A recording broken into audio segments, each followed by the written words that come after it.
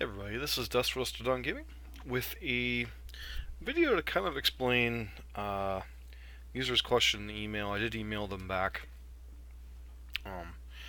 but person's name was Aaron. Not going to reveal their last name. Quite frankly, that's their business, not anybody else's.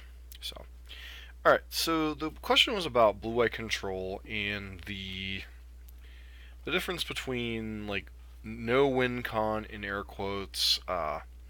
Blue-eye control versus blue-eye control, like right now with torrential gearhulks or approach to the second sun, some type of actual win con that actually kills your opponent. A lot of the blue-white decks since the Grand Prix in Birmingham have gone to a Teferi dominated, maybe one or two Gideons as kind of your way to win the game. The only way this deck really wins, and this is just my opinion, I have not actually played this deck, is Teferi Ultimate into loop commit to memory, pull from tomorrow, and then basically exile all your opponent's lands. So draw a bunch of cards, exile your opponent's lands, and then use things like deck even running them? Nope. Just decking your opponent or forcing them to concede from the fact that they're not able to play any of their spells. So it's a very, very thought-provoking way to try to win games, but very unfun for opponents. Also can take quite a bit of time if you don't understand how to play the control deck very fluidly, do think on the fly, etc. So there's a lot of issues with playing this style of deck.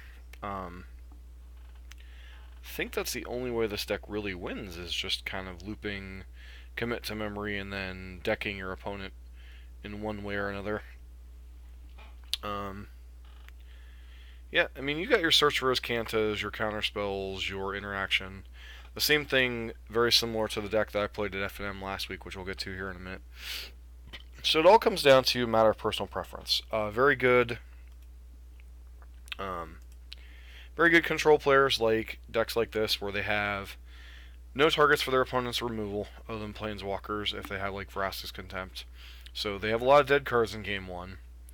And then game one can take, because your primary win con's decking your opponent, can take, or frustration concession, can take anywhere 15, 20, 25 minutes. So there's not a lot of time left to win a couple of games if you lose game one, either as your opponent or as the player. So you have to play very fast, you have to be very proficient with control, you have to manage your life total very carefully, and then rely on things like Search for Oscanta, Teferi, and Pull from Tomorrow to get you where you need to go. You also have your suite of counterspells to stop the major threats. So, very control-esque, very no-win con. If you look in the sideboard, I mean, obviously, you have Knight of Grace, you have History of Benalia, you have a Gideon, so you have some ways to win the game fairly quickly in some cases.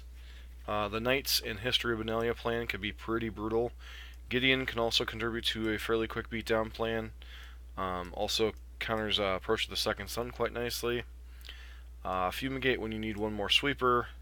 And then Ether Meltdown for those protection from white creatures. Sorcerer's Spyglass, kind of your catch-all, stop other opponents' planeswalkers or activated abilities.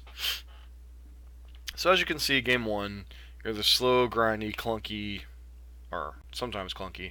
Just interact with everything, blank your opponent's removal spells, win with Teferi Ultimate, reset with Commit to Memory, and then that's how you win the game. And then game two, you need to win a couple of fast games, or your opponent boards out all removal, you can kind of get them with Knight of Grace and History of Benalia for a fairly quick kill in games 2 and game 3.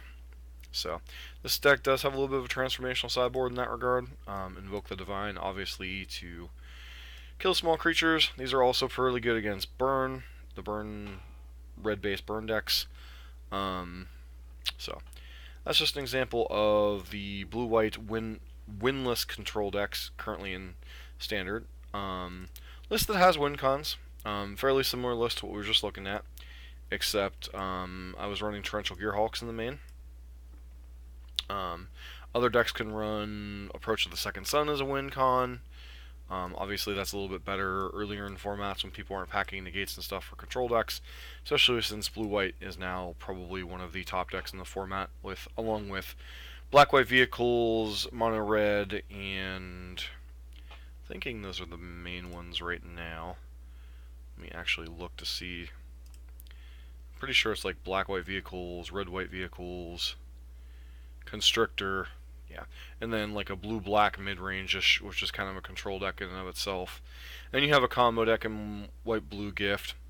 But for the most part, you've got like 2 or 3, 4 decks making up a good portion of the meta. You got black-red vehicles, mono-red vehicles, black-green Constrictor, and blue-black vehicles. Between two of them, 5, 15, making up about 40% of the meta. Not 20. 30% of the meta between those two, and then another like 6% being control. So, control is at its best when it knows what it's attacking, and when you're attacking a couple different mono-red decks, a couple different other mid-rangey aggro decks, you can tune your blue-white list to beat whatever you need it to beat. Back to the win-con discussion.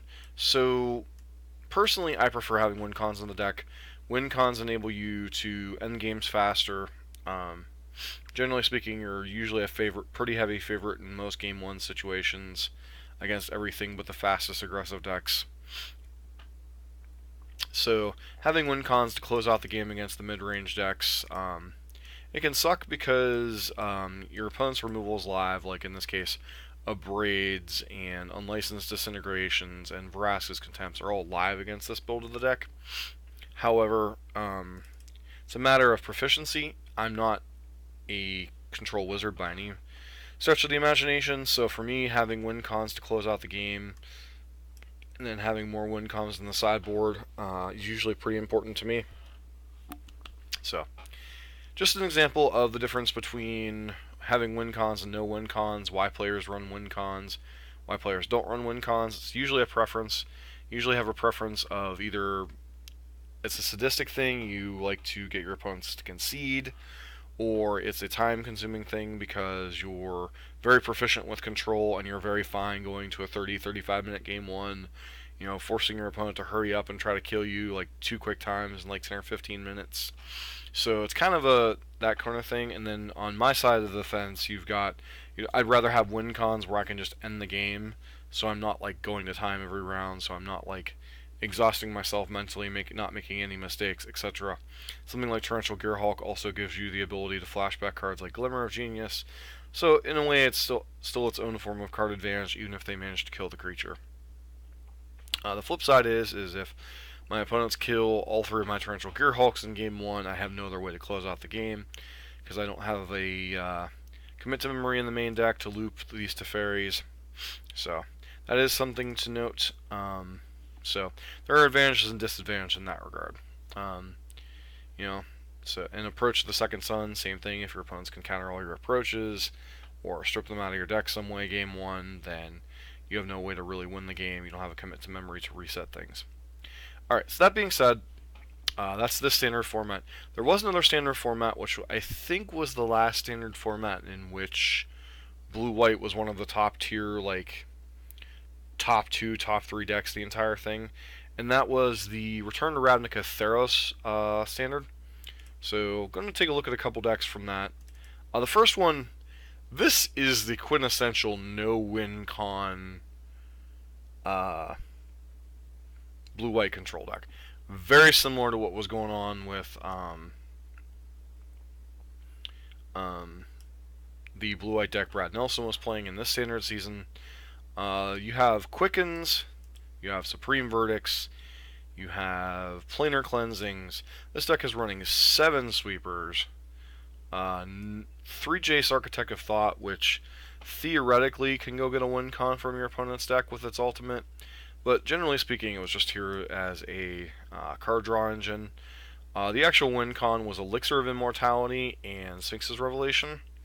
You'd make all your land drops. I guess you could theoretically beat down with Mutavaults too, but that really usually wasn't getting it done. But basically, you played a bunch of lands out, you controlled the game, you Revelation for like 4 or 5, that kind of stabilizes the game, sweep the board again, you know, draw into another Revelation, like 2 turns later, Revelation for like 6, make more land drops, you know, a couple turns later, Revelation for like 10. At that point, you're getting close to decking. You play your Elixir of Immortality. Most of your lands are now out of your deck. You pop the Elixir of Immortality. You gain some life. Put those Revelations back into your deck. Then you have your last Revelation in hand from your main deck. You Revelation again for like 15. And you just keep going until your opponent decks themselves. And that literally was the win con. This particular one was by even flock. I believe this particular deck won the Pro Tour. So, once again, the sideboard, you're going to see some win cons. Got some couple Archangel Thunes, an Elspeth, Jace Memory Adept. Got some more counter spells over here. Next, Fleece Ram and Last Breath were a nod to the fact that this deck struggled with there was a mono red, or I'm trying to think of what it was. There was a red variant that was floating around at points in times during the season, but once again, during this like block of stuff, there was 2 or 3 decks that were consistently overperforming. They were Blue-White X Control, Mono Black Devotion, Mono Blue Devotion, some type of Monsters-esque shell had like accelerators into Storm Breaths and Pelucranoses and that kind of stuff. Then there was a Mono Red deck that would occasionally pop up when Mono Blue was on the downswing. Mono Blue kept the red deck in check, but when Mono Blue was a very small part of the format, then the control deck needed to have the tools to beat the Mono Red deck, because Blue-White was also part of the reason Mono Blue kind of faded in the background a lot. This was another quintessential, you literally win with Elixir of Immortality. And you had to make sure it wasn't in your opening hand, so your opponent couldn't Thoughtseize it.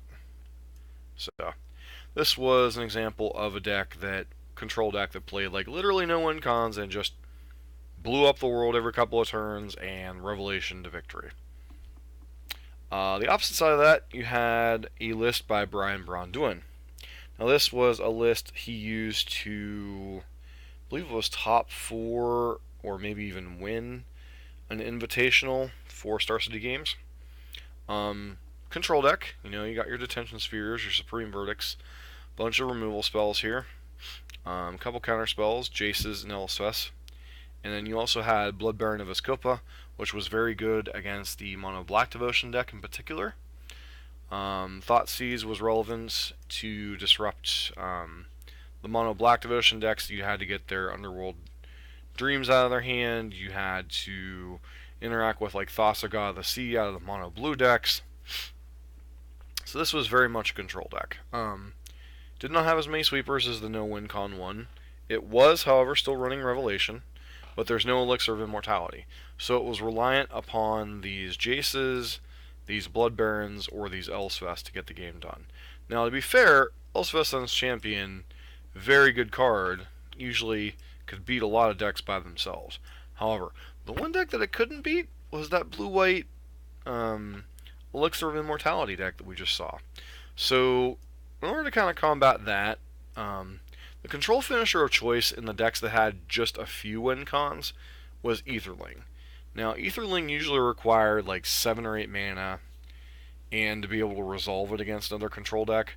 But if you resolved an Aetherling with like 7, 8, 9 mana, you could hold up like multiple blue and your opponent could like never kill this card. And then you just like blocked, blinked it out, blocked, blinked it out. This card was just an enormous mana sink, but it was also the best control kill con outside of Revelation into Elixir going on in that format. Then the rest of the sideboard, bunch of Night Veil Specters. Night Veil Spectre was pretty good against Mono Blue Devotion, Mono Black Devotion, because you're already playing those colors, so you can easily cast their spells. Blood Baron of Escopa. This card's insane against the Mono Black Devotion deck that was floating around. Sin Collector and Thoughtseize.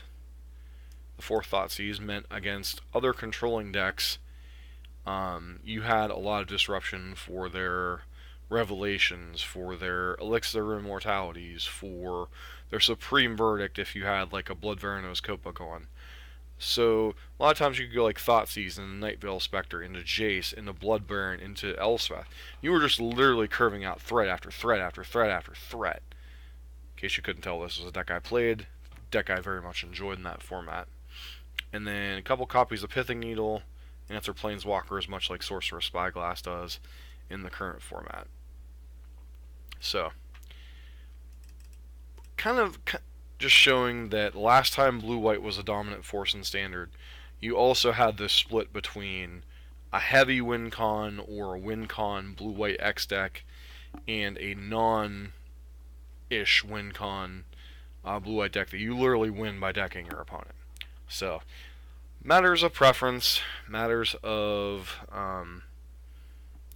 your play style, how quickly you play, how deliberate you are, how quick you are, kind of determine which end of the control spectrum you should probably be playing on.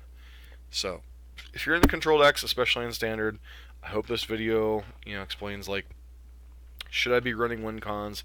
Should I not be running in win cons? What areas maybe as a control player I need to improve on if I'm going to run one style or the other. So, this has been Dusk for Dusted on Gaming with a question of, should I run win cons or should I not run win cons in blue-white control in Standard?